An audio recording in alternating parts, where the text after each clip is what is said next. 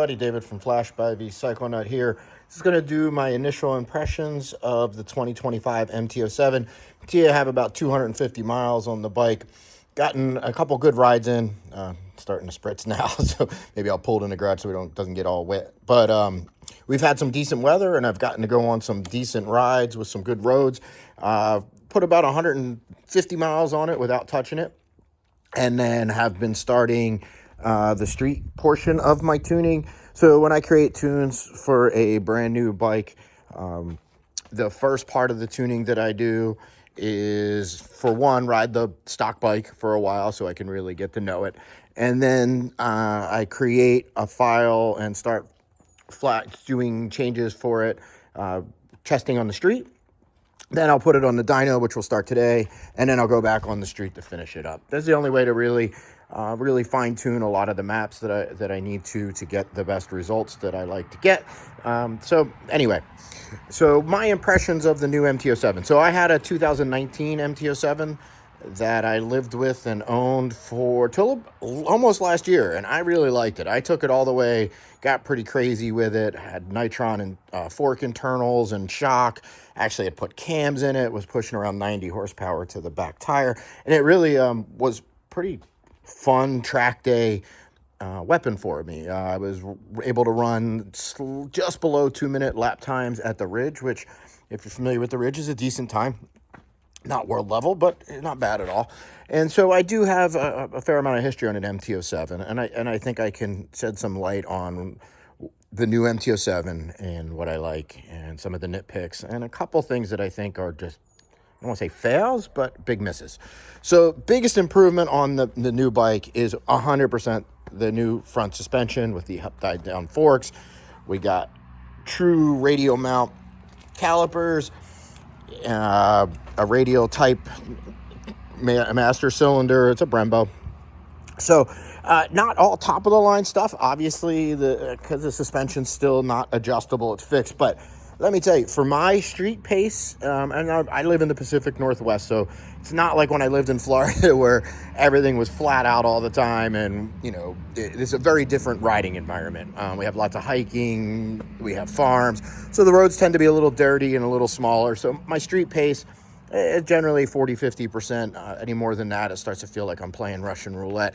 And at my 40-50% street pace, I found the stock suspension to do quite well. On my 2019, really, as soon as you would go into the brakes at all, it would just dive through the first part of the suspension travel. With this, I feel a good amount of support on the brakes. Brakes are plenty strong for the street. Obviously, they could use some improvement, and I'm sure if I took it to the track, I would quickly find the limits of everything. But for a street bike, for a bike that's, one of the things that's awesome about an MT07 that I really have always enjoyed about them is they are fun and totally happy putting around, new kind of rider stuff without being intimidating. But they're really a lot of fun when you start to push on them, right? And so this, as the bike is no less fun at around town and learning stuff, and they really raised the bar with the new suspension. So I'm gonna stop, take a break here, and pull it into the garage so I don't keep getting wet. So I'm happy to report that Yamaha did not lose any, or the MT07 did not lose any of that really cool factor that it really appeals to a wide range of people. Another plus with it is the new display, and Yamaha, if you're watching this video, you probably know, added fly-by-wire. And what they were able to achieve with the fly-by-wire, a plus is that the on and off throttle response is worlds better than the old model. The problem is that to do it, they've really taken away a lot of the part throttle thrust, and they really made the initial throttle super soft. And so that's how they're able to keep it EPA compliant and able to smooth it out. It's because not much is happening really when you first start turning your wrist. So plus, it's a lot smoother on and off.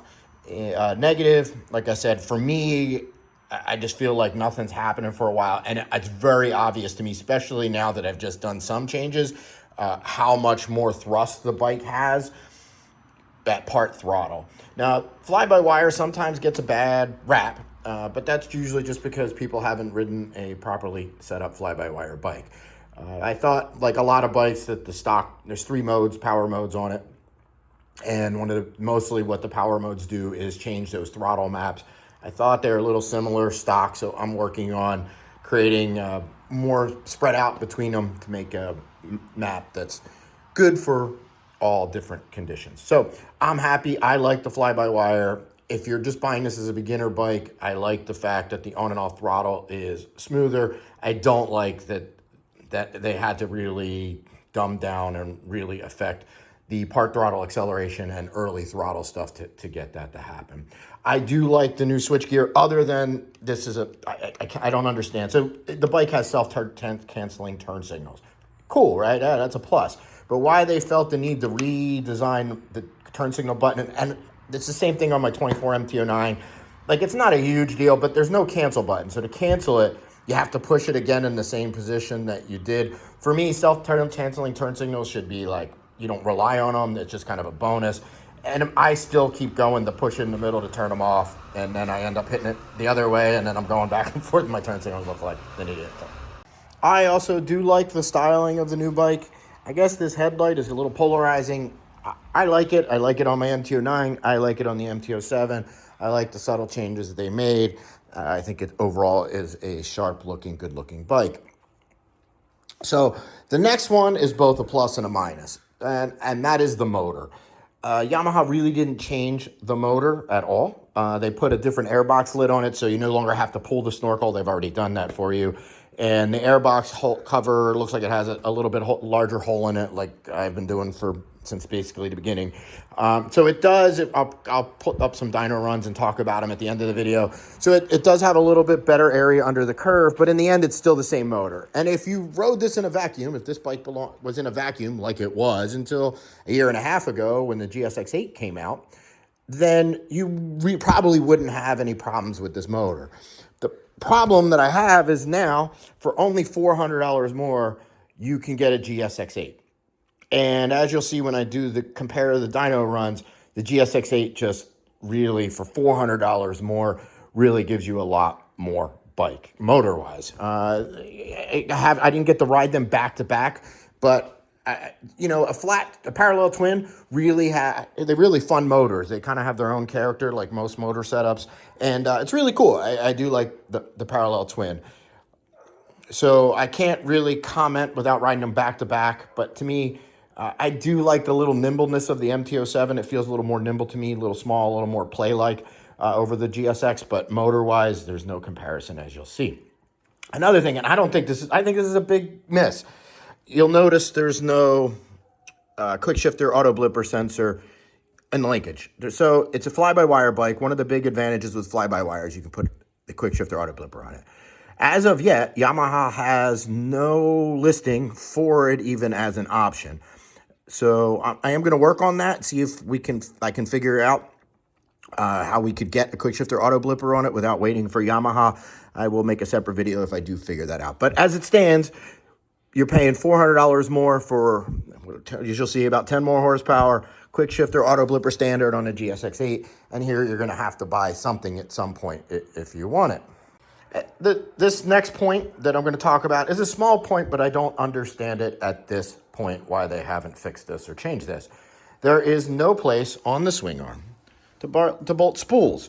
So if you go to use a rear stand, you have to use the one that's like a 90 degree, and I've had bikes fall off it. I've seen customers' bikes fall off of them. It just seems like for what would it cost, $3 to put a little rivet there and something to screw them into, to not have them. I don't understand at this point why they wouldn't put that there. Another really small point, but again, that just makes no sense to me. It is 50 degrees out now, but I promise you, when you're riding a bike, this reads about 7 or 8 degrees higher than the true ambient temperature.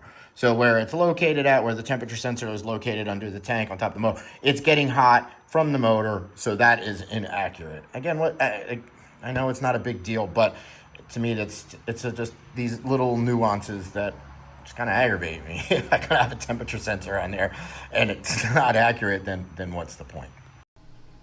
So let's take a look at the dyno runs, because being a tuner, this is one of my big things, obviously. And nothing crazy here, obviously. Nothing, we wouldn't expect anything crazy, right? Not very different motor. The only thing really different is the air box intake. Got this weird shape at the top of the curve where the throttle's open and closing. I'm sure I'll be able to smooth that out. It actually holds on to power pretty well at peak, but I think it's just because it's flattened out over here. So I think what I'll be able to do is fill this in, maybe bring this up from top to bottom, and then just get a more normal looking curve. So we ended up with just basically 70 horsepower and almost 50 foot-pounds of torque. Not bad numbers from a 700cc parallel twin. Let's look at what we get when we compare it to what my 2019 made stock, and we can see this is not real surprising because, like I said, they don't have the snorkels in the airbox lid, and the hole in the lid is a little larger. And what you would get when you would pull the snorkels is you would get this better area under the curve, more power, kind of fills in on that sag. So that sag that was there on my 19, the blue line being a 19, is improved because you don't have the throttle restrictions. You got a more normal shaped curve here on the 19 where it really does fall off pretty pronounced. Again, I'm guessing because of the new airbox lid, it just holds on to the power a little bit better. But in the end, I mean, my 19 popped up 1 horsepower better, almost identical torque. But in the end, these are very similar runs, except it's nice that the new one has a little bit better between 4 and 6 and just doesn't have that little hole that the other one had. And so now the elephant in the room, let's compare it to a stock GSX8.